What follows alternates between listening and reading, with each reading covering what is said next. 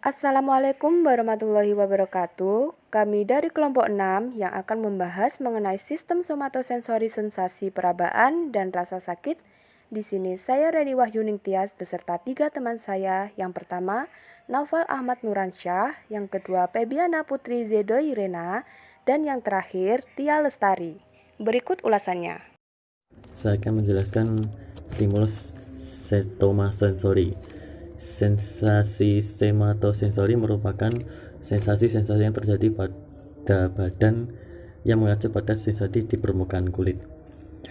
Yang biasanya somatosensoris yang kita tahu itu memiliki satu, yaitu sistem peraba, tapi sebenarnya itu ada 3.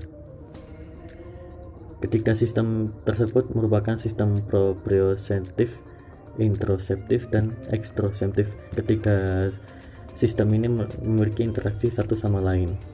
Sistem proprioceptif yaitu memonitor informasi tentang posisi-posisi tubuh berdasarkan reseptor di otak, persendian, dan organ keseimbangan. Ini terbukti bahwa sistem peraba juga bukan terbukti, bisa dirasakan jika kita berjalan dengan penutup mata.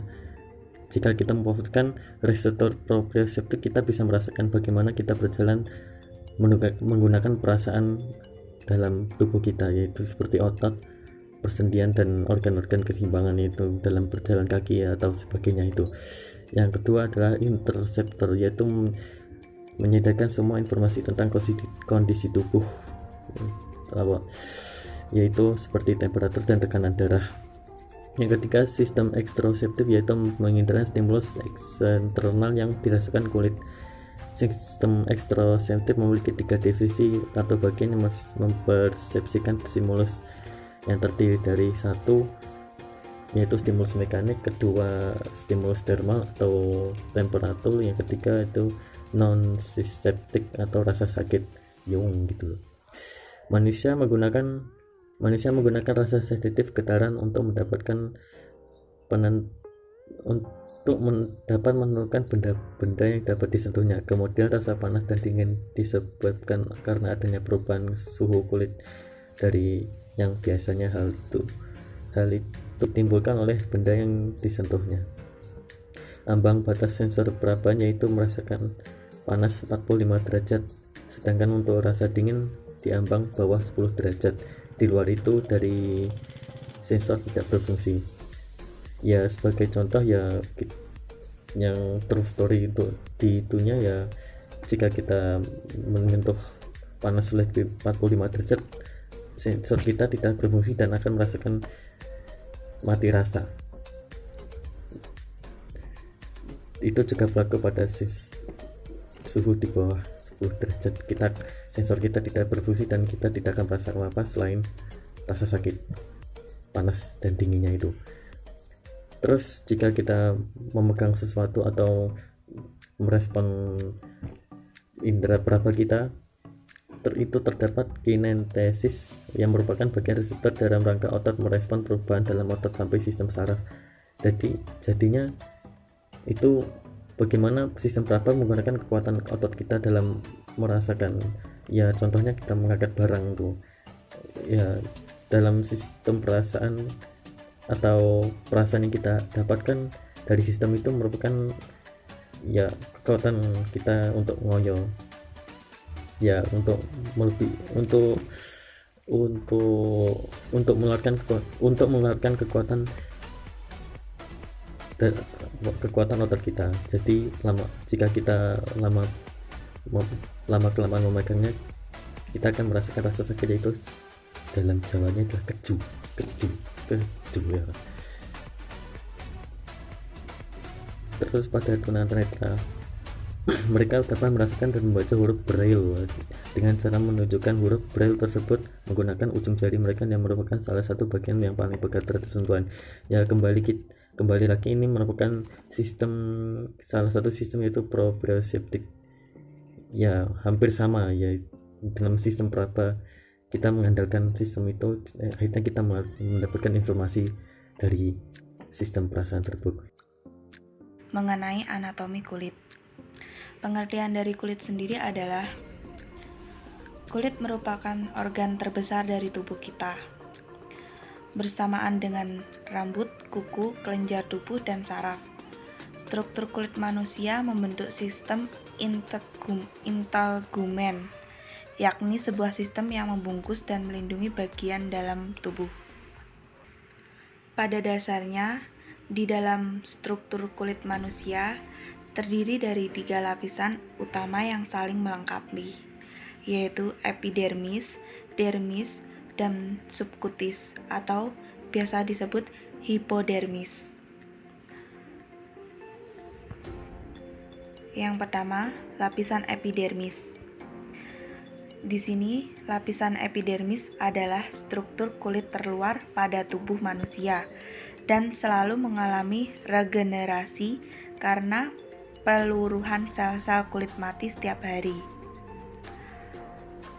Dan perlu diketahui juga bahwa manusia menghasilkan sekitar 500 juta sel kulit mati tiap harinya, yang menyebabkan lapisan kulit paling luar ini dipenuhi oleh 25-30 lapisan kulit mati. Disinilah fungsi epidermis bekerja. Fungsi-fungsi dari epidermis adalah: yang pertama, membentuk sel-sel kulit baru; yang kedua, memberi warna pada kulit; yang ketiga, melindungi lapisan kulit di bawahnya. Lapisan kulit epidermis terdiri dari 5 sublapisan kulit, yaitu: yang pertama, stratum corneum, lapisan kulit epidermis paling atas yang memproduksi keratin. Yang kedua, stratum lucidum, lapisan kulit yang berfungsi memproduksi keratin lebih banyak. Dan yang ketiga, stratum granulosum, tempat bagi sel-sel kulit menghasilkan lemak dan molekul lainnya. Yang keempat, ada stratum spinosum, keratinosit yang terbentuk akan berikatan dengan sambungan interseluler yang disebut desmosom. Yang terakhir, stratum germinativum, yaitu stratum basal, tempat produksi keratinosit yang utama. Dan pada lapisan epidermis paling bawah terdapat lapisan kulit tipis bernama membran dasar yang memisahkan antara area kulit ini dengan lapisan dermis. Area kulit yang dimaksud adalah dermoepidermal. Yang kedua, dermis. Lapisan dermis adalah lapisan kulit yang berada di bawah epidermis. Fungsinya merasakan sakit dan sentuhan, memproduksi keringat dan minyak, menumbuhkan rambut, mengalirkan darah yang menutrisi kulit, melawan infeksi. Yang ketiga ada lapisan subkutis atau hipodermis. Anatomi lapisan hipodermis atau subkutis adalah lapisan kulit paling bawah atau paling dalam. Fungsi dari lapisan ini adalah melindungi tubuh dari panas dan dingin, sebagai cadangan energi, dan sebagai bantalan yang melindungi tulang, otot, dan organ dalam tubuh. Reseptor-reseptor di dalam kulit. Ada 4 reseptor kulit. Yang pertama, free nerve ending. Reseptor cutaneus paling sederhana, ujung-ujung sarafnya tanpa struktur, yang khusus dan sangat sensitif terhadap suhu dan rasa sakit. Yang kedua, Pacinian corpuscles, berbentuk seperti bawang, reseptor terbesar dan terdalam, mudah beradaptasi dengan cepat, dapat merespon perubahan mendadak pada kulit. Yang ketiga, Merkel's disc, merespon paling kuat indensasi gradual kulit dan peregangan gradual kulit. Yang keempat, Ruffini endings, respon dan adaptasinya sama dengan reseptor Merkel disc. Berdasarkan reseptor di atas, maka seseorang dapat mengidentifikasikan objek melalui sentuhan. Struktur dan fisik masing-masing tipe reseptor somatosensori terspesialisasi, sehingga reseptor tersebut akan sensitif terhadap stimuli tekstual tertentu. Dan di dalam kulit juga ada berbagai macam organ. Organ-organ tersebut ada rambut, kelenjar, jaringan epitel, dan jaringan pengikat. Interepitel dan jaringan pengikat. Rambut. Akar tertanam di dalam epidermis. Tiap helai terdiri dari akar dan batang yang tumbuh melalui epidermis ke permukaan kulit. Kelenjar. Kelenjar sendiri terdiri dari dua, yaitu kelenjar minyak dan kelenjar keringat. Interepitel. Jaringan yang bersama-sama membentuk organ kulit termasuk di dalamnya jaringan saraf. Dan jaringan pengikat. Mendukung dan membungkus sel kulit dan memungkinkan makanan dari dalam darah masuk ke dalam sel. C. Mekanisme sistem somatosensory. Mekanisme dimulai dari masuknya stimulus atau yang datang dari persentuhan kulit, lalu diterima oleh reseptor dan menjadi sinyal-sinyal neuron melalui serabut-serabut saraf yang membawa informasi dari reseptor kulit dan somatosensori lainnya berkumpul di saraf dan akan diteruskan ke sumsum tulang belakang melalui akar dorsal atau dorsal roots. Daerah tubuh yang dirangsang oleh akar dorsal disebut dermatoma. Dalam sistem somatosensori, terdapat dua jalur utama untuk mengirim stimulus ke otak, yaitu A. Jalur sistem kolom dorsal lemniscus medial. Jalur ini cenderung membawa informasi tentang sentuhan dari proprioseptif atau informasi dari otot dan sendi manusia. Jalur ini dimulai dengan neuron-neuron sensori dimasuki sumsum tulang belakang melalui akar dorsal, kemudian naik ke dalam kolom dorsal secara ipsilateral. B. Jalur sistem anterolateral. Jalur ini cenderung membawa informasi rasa sakit dan temperatur. Jalur ini dimulai dari neuron-neuron yang memasuki sumsum tulang belakang melalui akar dorsal. Neuron-neuron tersebut bersinapsis dengan neuron lainnya. Sebagian besar akson neuron berseberangan kontralateral kemudian naik ke otak di porsi anterolateral sumsum tulang belakang. Sebagian besar lainnya tidak berseberangan, tapi naik secara lurus atau ipsilateral. Sistem anterolateral terdiri dari tiga traktus yang berbeda, yaitu A. Saluran spinotalamik atau berproyeksi ke nukleus posterior ventral thalamus seperti pada kolom dorsal lemniculus medial. B. Saluran spinoretikular atau proyeksi ke formasi retikular. Dan C. Saluran spinotektal atau proyeksi ke tekchum coli-culi. Cedera pada suatu bagian tubuh tidak akan mengindikasikan bahwa bagian tersebut yang terkena dampak sensasinya. Hal ini tergantung dari bagian tubuh yang cedera, jalur somatosensori, dan tingkatan atau daerahnya. Jika terjadi pada jalur paling bawah, dampaknya akan lebih ringan. Sebaliknya, jika di bagian yang paling tinggi, dampaknya akan lebih keras. Hal ini menunjukkan bahwa semakin tinggi letak jalur somatosensori yang mengalami cedera, semakin keraslah rasa sakit yang dirasakan. Wilayah yang paling peka terhadap rangsangan ada pada daerah jari, tangan, wajah, bibir, leher, dan lidah. Bagian tengah punggung merupakan bagian tubuh yang tidak peka. Hal ini disebabkan oleh jumlah sensor pada bagian punggung yang sedikit dan terpencar. Di sini saya akan menjelaskan tentang kerusakan pada sistem somatosensori. Kerusakan pada sistem somatosensori dibagi menjadi tiga bagian, yaitu korteks somatosensori primer atau SI, korteks somatosensori sekunder atau SII, dan agnosia somatosensori. Pertama-tama di sini saya akan menjelaskan tentang korteks somatosensori primer atau SI. Nama lainnya yaitu poscentral gyrus, terletak di bagian poscentral gyrus. Digunakan untuk menerima input di bagian-bagian tubuh yang mampu melakukan diskriminasi taktil yang paling halus. Bicara tentang diskriminasi taktil, apa sih diskriminasi taktil tersebut? Diskriminasi taktil merupakan suatu indera yang menggantikan kemampuan indera penglihatan. Contohnya tangan, bibir, dan lidah. Setiap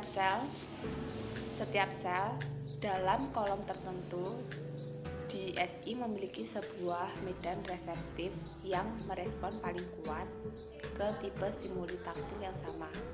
Contohnya sentuhan ringan dan panas.